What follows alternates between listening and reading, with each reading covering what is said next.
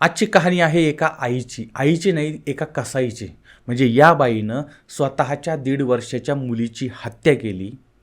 हत्या केलीच केली. तिनं त्या मुलीचं काळीज फाडलं, म्हणजे छाती फाडली, काळीज काढलं आणि ते काळीज खाल्लं आणि उघडी नागडी ही बाई नाचत होती. अत्यंत भयंकर, अत्यंत धक्कादायक अशा पद्धतीची ही घटना आहे, ती आपल्याला बघायची आहे.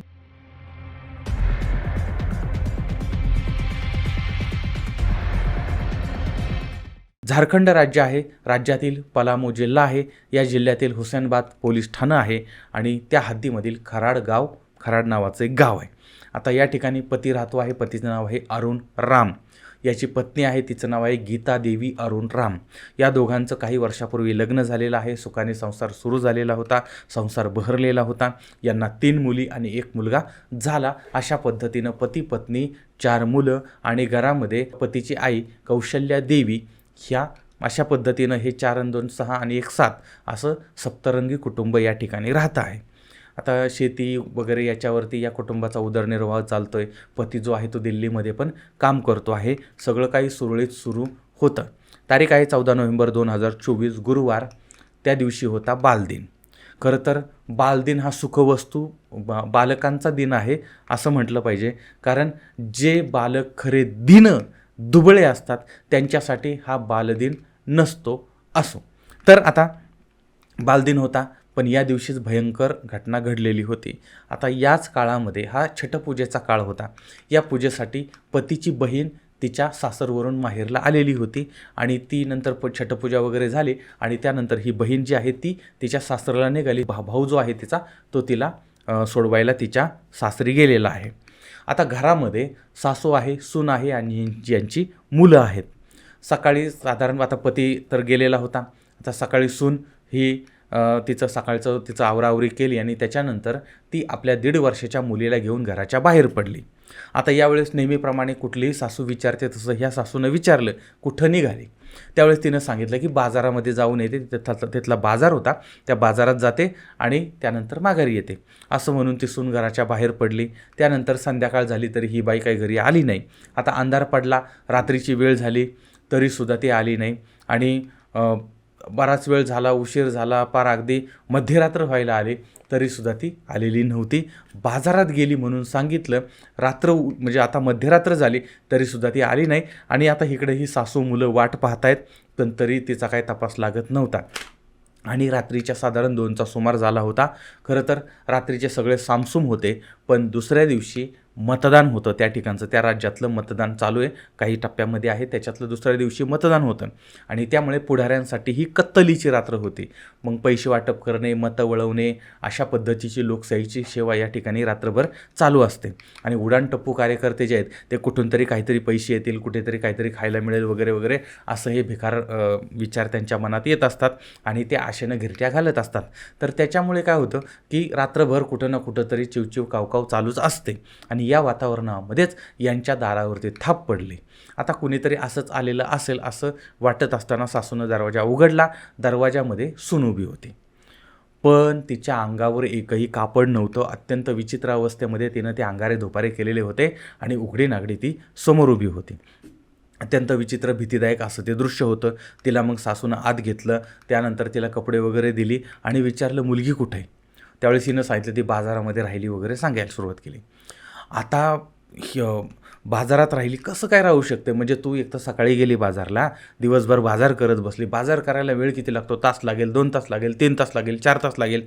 सकाळी गेलेली बाई संध्याकाळी तर माघारी यायला पाहिजे, दुपारी माघारी यायला पाहिजे, नाहीत बाबा संध्याकाळी यायला पाहिजे, संध्याकाळी नाही तर रात्री यायला पाहिजे. ही बाई आली मध्यरात्री, त्याच्यामध्ये ती उघडी नागडी, त्याच्यामध्ये तिनं अंगारे धुपारे वगैरे केलेले आणि मुलगी बरोबर नाही. त्यामुळं सासूनं अगदी खडसावून तिला विचारलं आणि त्याच्यानंतर तिनं जी माहिती दिली, त्या गीता देवीनं जी माहिती दिली ती पायाखालची वाळू सरकवणारी होती, कारण ते ऐकून सगळे हादरलेले होते. आणि हिनं जे भयंकर कांड केलं होतं तेही अत्यंत म्हणजे दुर्दैवी होतं आणि कोणी विचारही केला नसेल अशा पद्धतीचं होतं.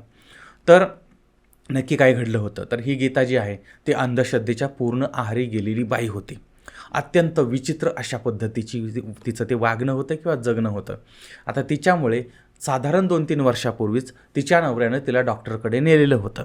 तिच्यावरती पाठीमागच्या 2 वर्षापासून उपचार चाललेले होते, पण तिचं विचित्र वागणं वगैरे कमी झालेलं नव्हतं. आता बऱ्याच दिवस डॉक्टरचे उपचार केले, पैसा खर्च केला, हे केलं ते केलं, सगळं केलं आणि नंतर म्हणजे पतीनं तिला कुठल्या मांत्रिकाकडे घेऊन गेले, तिच्यावरती अंगारे दुपारे करायला सुरुवात केली, तरीसुद्धा या बाईमध्ये काही फरक पडलेला नाही आणि काही दिवसापूर्वी तिची अजून एका मांत्रिकाबरोबर ओळख झालेली होती. आता याच्यामधूनच मग तिनं घरामध्ये पूजा अर्चना वगैरे सुरू केलेली होती आणि हळूहळू हिच्या डोक्यातली अंधश्रद्धा जी आहे ती प्रचंड वाढायला लागलेली होती. घटनेच्या दिवशी म्हणजे 14 नोव्हेंबर 2024 रोजी गुरुवारी सकाळी बाजारात जाण्यासाठी ही सून मुलीला घेऊन घराच्या बाहेर पडलेली आहे. त्याच्यानंतर ती बाजारात जाते. बाजारात गेल्यानंतर बांगड्या घेते, कपडे घेते, हळद कुंकू अंगारे धुपारे करण्याचं जे काही साहित्य असेल ते सगळं ती घेते आणि त्यानंतर तिथं बाजारात अजून तिला जे जे काय लागतं ते घेऊन नंतर संध्याकाळच्या वेळी ही आपल्या 1.5 वर्षाच्या मुलीला घेऊन गावाच्या बाहेरच्या जंगलामध्ये जाते. निर्जन स्थळी जाते. त्या ठिकाणी आपल्या 1.5 वर्षाच्या मुलीला तिथं थांबवते आणि ती स्वतःच्या अंगावरचे सगळे कपडे काढते. त्यानंतर आपल्या मुलीलासुद्धा ती निर्वस्त्र बनवते. 1.5 वर्षाची मुलगी आहे, तिलाही तिनं निर्वस्त्र बनवलेलं आहे आणि निर्वस्त्र होऊन त्या ठिकाणी ती पूजापाठ करते, काही विधी वगैरे करते आणि मंत्र तंत्रबिंत्र काहीतरी करते आणि त्याच्यानंतर आता तिनं तिच्या मुलीला बळी द्यायचं ठरवलं होतं. त्यामुळं घरातनंच निघताना तिनं सोबत चाकू आणलेला होता आणि मग त्या 1.5 वर्षाच्या मुलीवरती ते चाकूनं हल्ला करते. इतकंच नाही तर त्या मुलीचे तुकडे करते आणि तिची छाती फाडते. छाती फाडून तिचं काळीज बाहेर काढते आणि ती काळीज खायला लागते. रक्ताचा सडा टाकते आणि मंत्र म्हणत तंत्रविद्या करत काय विधी असेल तो करत हे सगळं ती करते आणि नंतर तिचा विधी आटोपला जातो आणि मुलीची हत्या झाल्यानंतर मग ती काही अंतरावरती साधारण घरापासून 1-1.5-2 किलोमीटर अंतरावरती ती बॉडी जी आहे ती बॉडी नेते आणि खड्डा करते आणि तिथं ती बॉडी बुजवून टाकते. म्हणजे सिकनी बरवधोरा नावाचं गाव आहे किंवा भाग आहे, जंगल आहे, त्या ठिकाणी ती पुरून टाकते आणि परत त्याच अवस्थेमध्ये निर्वस्त्र अवस्थेमध्ये गावामधून फिरत घरी येते. आता ज्या लोकांनी हे दृश्य तिनं घरी येताना बघितलं, तिच्या अंगारे दुपारे केलेले, रक्त लागलेलं आणि हे सगळं बघितल्यानंतर त्यानंतर पलामू पोलीस जे आहेत त्यांना कळवण्यात येतं. पोलीस त्या ठिकाणी येतात आणि त्या गीतादेवीला ताब्यात घेतात. तिच्याकडे चौकशीला सुरुवात होते. आता या सगळ्या प्रकरणामध्ये अजून काही धक्कादायक विषय समोर आलेले होते. या बाईचं असं सांगणं होतं की तिला तांत्रिक बनायचं होतं आणि तिला स्वप्न पडायला लागली होती. या स्वप्नामध्ये तिला कुणीतरी सांगायचं की तुला नरबळी द्यावा लागेल तरच तू तांत्रिक बनशील आणि याच्यासाठी तुला तुझ्या नवऱ्याला मारून टाकायला लागेल किंवा तुझ्या मुलांना मारून टाक. आता तिला असं स्वप्न पडायचं. विचार ही न केला, नवऱ्याला जर मारलं तर आपण आणि उरलेली मुलं जी आहे ती उपाशी राहतील आणि मग आपला उदरनिर्वाह कसा काय चालणार.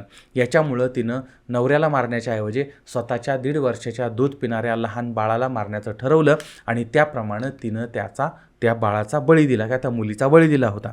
आता हा बळी देताना ती जी लहान मुलगी आहे ती मुलगी मोठमोठ्याने रडत होती, आरडत होती आणि हिचं हे आरडणं ओरडणं, हिचा हा आवाज आजूबाजूच्या भागामध्ये घुमत होता, जात होता.